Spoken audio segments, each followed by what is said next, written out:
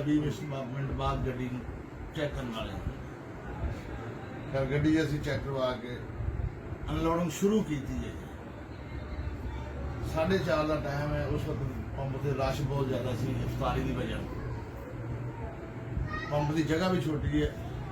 आदम उत्थे जो बच्चे ये वो सारे तकरीबन कोई 150-200 जी इन्हें मान साढ़े गार्ड का निगाह पैंदी है। चिंची रक्षा आ रहा है, गड्डी अनलोड हो रही है। साढ़े गार्ड की निगाह पैंदी है, उन्हें आवाज़ लाई है कि बाबा सिगरेट बंद कर। बाबे दे सिगरेट बंद करने का अंदाज ये सी कि उन्हें बजाय पैर रख के बजाने उन्हें सिगरेट फर्श से जा रहा है। हमेशा जिथे पेट्रोल खाली हो रहा है, गड्डी अनलोड हो रही है, वो गड्डी पूरी लपेट च होंदी है पेट्रोल की गैस से।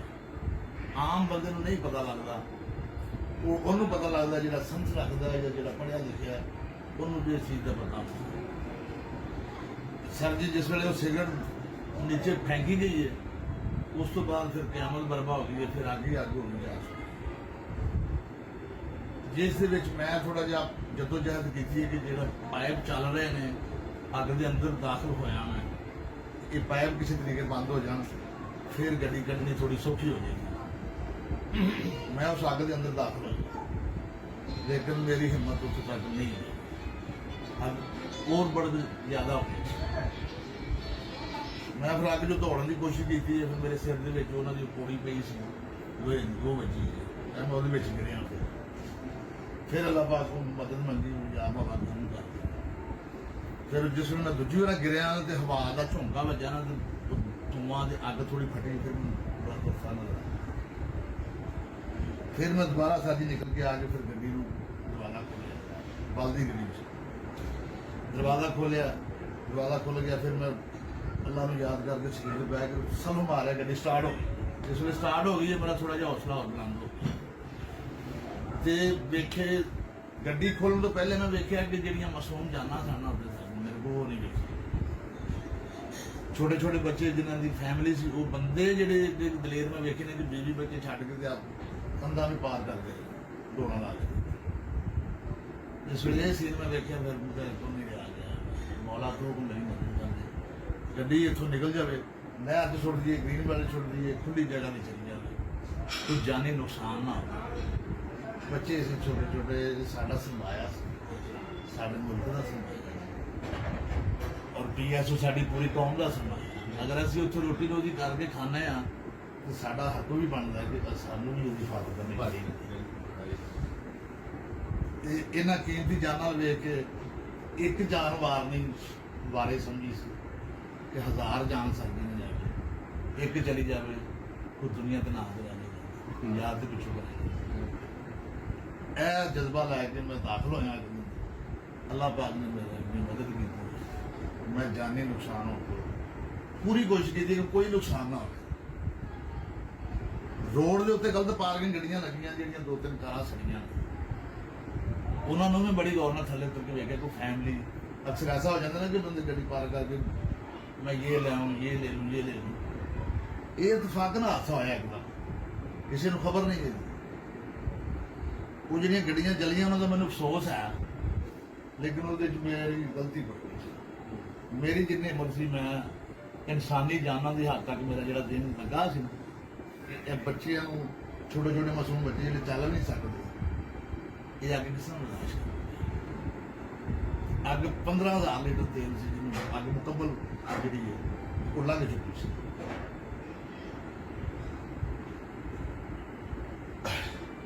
उस तो बाद हूँ केस या पर्चा किसी ने किया है जो अजे मैनू नहीं कोई पता, ना मैं सर जी जा सकता, ना मैं चल सकता।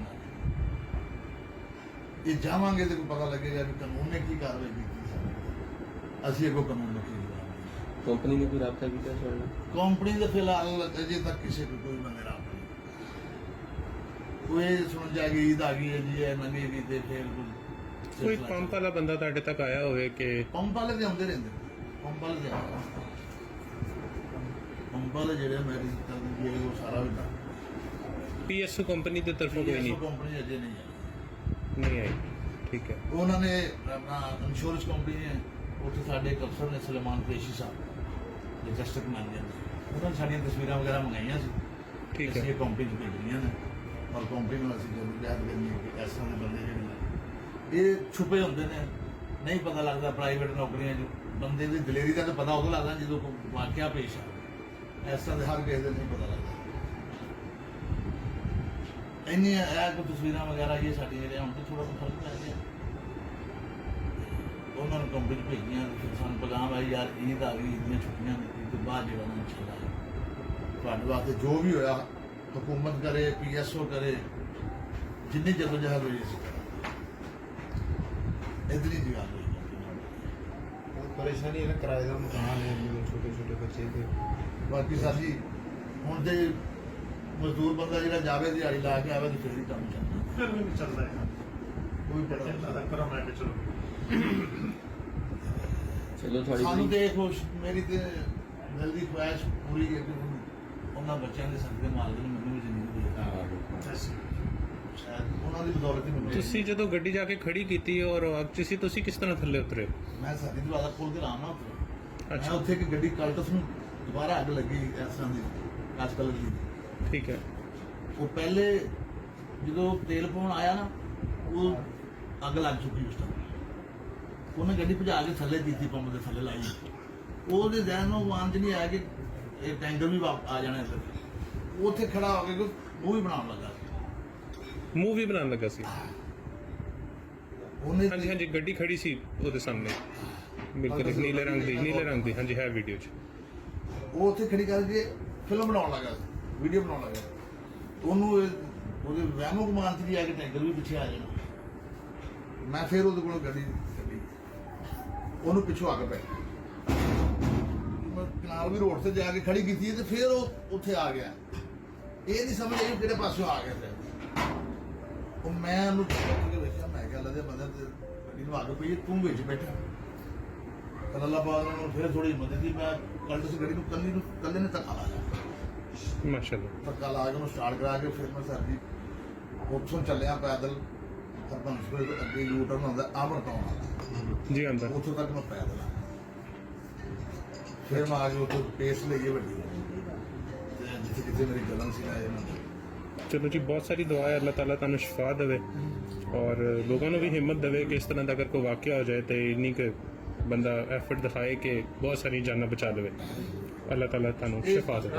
ਅੱਲਾਹ ਪਾਕ ਦੇ ਸਦਕੇ ਜੇ ਮਾਲਕ ਇਨਸਾਨ ਨਿਯਤ ਨਾ ਮੰਗੇ ਤੇ ਮਾਲਕ ਅੱਲਾਹ ਪਾਕ ਦਿੰਦਾ ਤਾਂ ਕਰ। ਮੈਂ ਤੇਰੇ ਵੇਖਿਆ